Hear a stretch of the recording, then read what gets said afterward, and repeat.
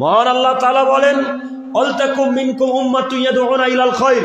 হে আদমের ছেলে মেয়ে শোনো, তোমাদের মধ্যে এমন একটা দল থাকা উচিত, তোমাদের মধ্যে এমন একটা দল থাকা উচিত যারা মানুষকে কল্যাণের পথে ডাকবে। ইয়ামুরুনা বিল মারুফ, তারা সৎ কাজে আদেশ করবে।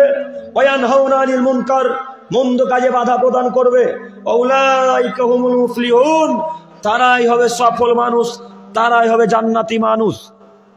অত্র আয়াতে তিনটি কথা, অত্র আয়াতে আল্লাহ তাআলা আদমের ছেলে মেয়ের জন্য তিনটি উপদেশমূলক কথা দিয়ে বললেন, আদমের ছেলে মেয়ে, তোমাদের মধ্যে এমন একটা দল থাকতে হবে যেই দল মানুষকে কল্যাণের দিকে ডাকবে, যেই দল মানুষকে ভালো কাজের কথা বলবে, যেই দল মানুষকে সৎ কাজের আদেশ করবে।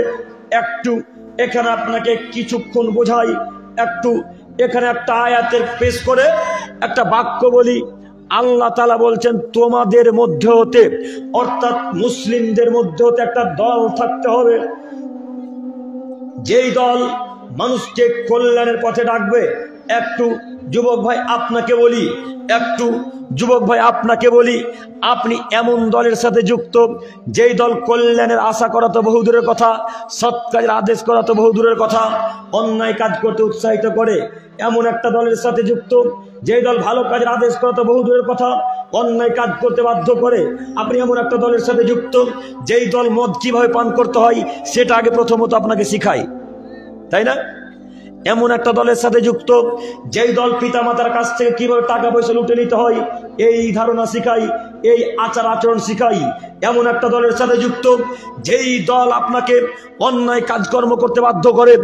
এমন একটা দলের সাথে যুক্ত যেই দল এতিমের টাকা কিভাবে বন্টন করে নিতে হয়, বিধবাদের টাকা কিভাবে বন্টন করে নিতে হয়, এই আচার আচরণ শিখাই। এই দলের সাথে আপনি যুক্ত। বুঝতে পারেননি কোন দল বলছি? বুঝতে পারেননি না?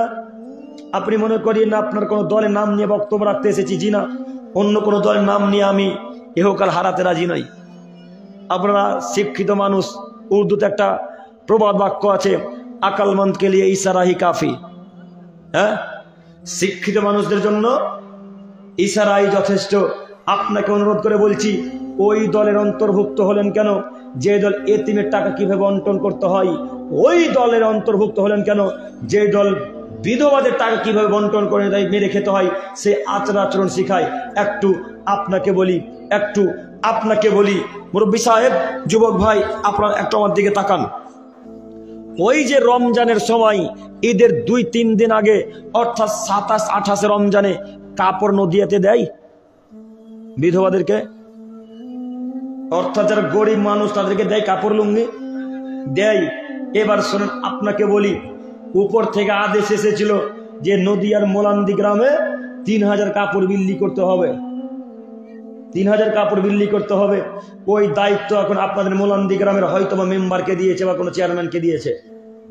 তো এখন মেম্বার সাহেব বাড়িতে এসে 1500 কাপড় নিজের বাক্স রাখলেন আর 1500 কাপড় মলিন্দার মানুষকে বিলিয়ে দিলেন। বলেন তো দেখি, এই লোকটা কোন দলের অন্তর্ভুক্ত? এই লোকটা সৎ কাজের আদেশ করছেন, তাই না? এই লোকটা সৎ কাজের আদেশ করছে, তাই না? ইনি সৎ কাজের আদেশ করেন না। আপনাকে আমি বোঝাতে চাইছি, ওই দলের মুখে লাথি মারলেন না কেন যেই দল মেয়েদের টাকা মারতে শিখায়? ওই দলের মুখে লাথি মারলেন না কেন যেই দল ওই বিধবাদের টাকা মারতে শিখায়?